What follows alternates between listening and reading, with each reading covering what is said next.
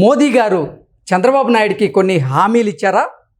ఆ హామీలేంటో తెలుసుకోవాలని జగన్మోహన్ రెడ్డి ఒక నిఘా టీంని ఏర్పాటు చేశారా అంటే అవునని సమాధానం ఇస్తున్నారు కొంతమంది రాజకీయ విశ్లేషకులు. ఇక ఇదే అంశానికి సంబంధించి మనతో మాట్లాడేందుకు ప్రముఖ రాజకీయ విశ్లేషకులు నిమ్మగడ్డ సీతారత్న కుమారి గారు మనతో ఉన్నారు. మేడంతో మాట్లాడదాం. మేడం నమస్తే. మేడం నమస్తే అండి.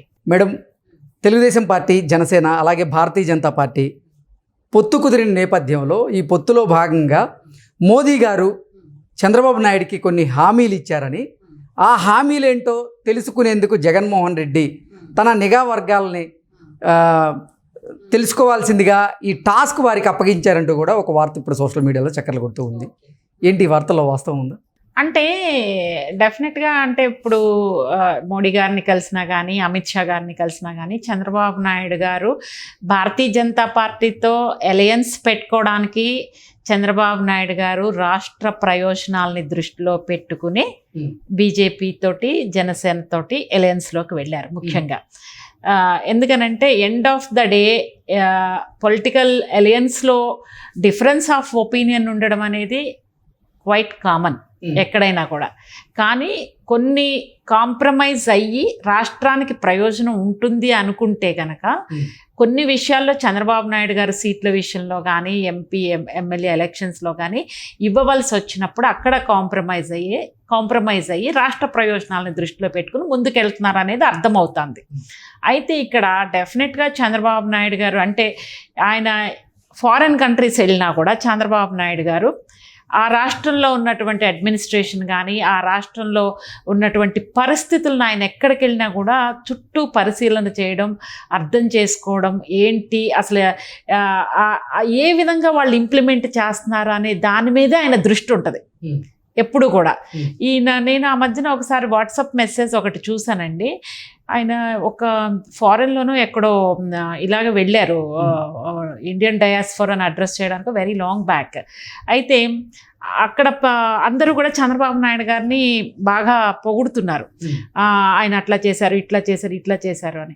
కానీ చంద్రబాబు నాయుడు గారు పక్కన కూర్చున్న ఆయనతోటి ఆ దేశానికి సంబంధించినటువంటి డెవలప్మెంటు అది ఆంధ్రప్రదేశ్కి, యునైటెడ్ ఆంధ్రప్రదేశ్కి ఎలా అప్లికబుల్ చేయొచ్చు అంటే ఒక పక్కన ఆయన్ని అందరూ అప్రిషియేట్ చేస్తున్నా కూడా స్టేజ్ మీద నుంచి he's thinking about the state development.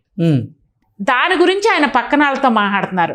ఆ పక్కన ఆయన ఇది వెరీ లాంగ్ బ్యాక్, నాకు కొంచెం మెమరీ మిస్ అవుతుంది. ఆయన కంటెంట్ చెప్పింది అయితే ఇది, ఆయన వాళ్ళ రాష్ట్రం గురించి, రాష్ట్ర ప్రజల అభివృద్ధి గురించి ఆయన్ని వేరే విషయాలు అడిగి తెలుసుకుంటున్నారంట ఆ దేశానికి ఉన్నటువంటి ఇన్ఫర్మేషన్ని. సో అలాంటి పరిస్థితిలో ఉన్నటువంటి చంద్రబాబు నాయుడు గారు ఎక్కడికి వెళ్ళినా కూడా ప్రజల గురించి ఆలోచించే వ్యక్తి కాబట్టి డెఫినెట్గా బీజేపీతో అలయన్స్ అయ్యేటప్పుడు ఆయనకి రాష్ట్ర ఆర్థిక పరిస్థితులు, ఆయన ఏదన్నా పోలవరం కంప్లీట్ చేయాలన్నా, అమరావతి రాజధాని కంప్లీట్ చేయాలన్నా, లేకపోతే సంక్షేమ కార్యక్రమాలని సక్రమంగా ఇంప్లిమెంట్ చేయాలన్నా he needs support from central government. అది ఏ గవర్నమెంట్ అన్నా ఉండనివ్వండి, whether it is BJP or Congress or whatever it is. రాష్ట్ర కేంద్ర సంబంధాలు అనేది సత్సంబంధాలు ఉంటే కనుక రాష్ట్ర ప్రభుత్వం యొక్క పనులు సక్రమంగా జరగడానికి అవకాశం ఉంటుంది. ఈ ప్రాసెస్లో భాగంగా అలయన్స్ పెట్టుకునేటప్పుడు చంద్రబాబు నాయుడు గారు డెఫినెట్గా రాష్ట్ర ప్రయోజనాలు దృష్టిలో పెట్టుకుని అడుగుండొచ్చు. మీరు అంటే వాళ్ళు అడుగుతారు కదా, మాకు ఎమ్మెల్యే సీట్లు ఇన్ని ఇవ్వండి, మాకు ఎంపీ సీట్లు ఇవ్వండి అంటే every seat is important Chandrababu Naidu గారికి. ఇప్పుడున్న every MLA seat, every MP seat ఆయనకి ఇంపార్టెంట్. ఎందుకంటే గత 5 సంవత్సరాల నుంచి ఆయనకు ఉన్నటువంటి Telugu Desam party senior leaders, contest చేయడానికి రెడీగా ఉన్నటువంటి ఎమ్మెల్యేలు, ఎంపీలు అధికారంలో లేకపోయినా కూడా పార్టీని వెన్నంట పెట్టుకుని, అది జగన్మోహన్ రెడ్డి గారు లాంటి కరడుగట్టిన నియంత పరిపాలనలో ఇబ్బందులు పడి, జైళ్ళకి వెళ్ళి హ్యూమిలియేట్ చేయబడి, రకరకాల సమస్యల్ని ఎదుర్కొని ఈ రోజున అలయన్స్లో వాళ్ళు సీట్లు పోతాయి అంటే they have to compromise their seats for the BJP and Janasena. ఈ ప్రాసెస్లో భాగంగా కాంప్రమైజ్ చేయాల్సి వచ్చినప్పుడు చంద్రబాబు నాయుడు గారికి కత్తి మీద సామై ఎందుకంటే సీట్లు రాని వాళ్ళని బుజ్జగించాలి, వాళ్ళకి భరోసా ఇవ్వాలి, వాళ్ళు పక్క పార్టీల వైపు చూడకుండా ఈయన చూసుకోవాలి, కాపాడుకోవాలి. ఇది that's not easy, big exercise Chandrababu Naidu గారికి. సో అటువంటి సందర్భంలో ఆయన ఓకే, వాళ్ళని ఆయన ఎక్స్పీరియన్స్డ్ పాలిటీషియన్ కాబట్టి he knows how to handle the situation చేసుకుంటారు.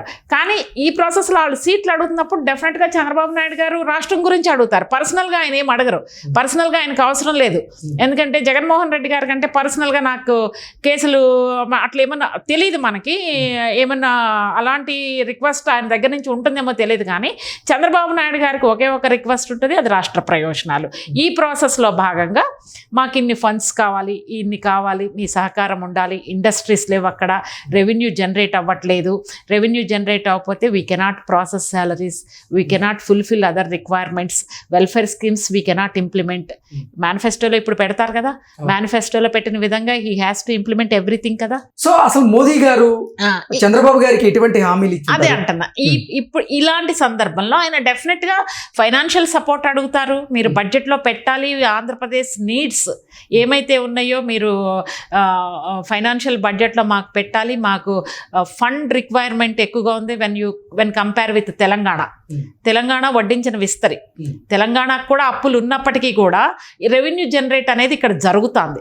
సాఫ్ట్వేర్ ఎక్స్పోర్ట్స్ చాలా ఉన్నాయి ఇక్కడ. సో ఎన్నో లక్షల మంది ఎంప్లాయీస్ ఉన్నారు. సో అలా కంపేర్ చేస్తే కనుక ఇక్కడ ఈయనకి ఇబ్బంది ఉంది కాబట్టి, ఫైనాన్షియల్గా ఈయనకి ఇబ్బంది ఉంది కాబట్టి డెఫినెట్గా అది అడుగుతారు, సపోర్ట్ చేయమని అడుగుతారు. ఇండస్ట్రీస్ వస్తే కనుక వాటికి సపోర్ట్ చేయమని అడుగుతారు. ఇంకొకటి ఏంటంటే ఈ కోస్టల్ తీరం ఏదైతే ఉందో దానికి ట్రేడ్ జరగడానికి సెంట్రల్ గవర్నమెంట్ నుంచి ఏమన్నా అప్రూవల్స్ కానీ ఏమన్నా ఉంటే కనుక అలాంటివి, యూనివర్సిటీస్ ఏవైతే సెంట్రల్ నుంచి మనకి రావాలో, ఒకటి బైఫర్కేషన్ యాక్ట్ ప్రకారము ఆంధ్రప్రదేశ్కి ఇంకా చాలా పెండింగ్లో ఉన్నాయి.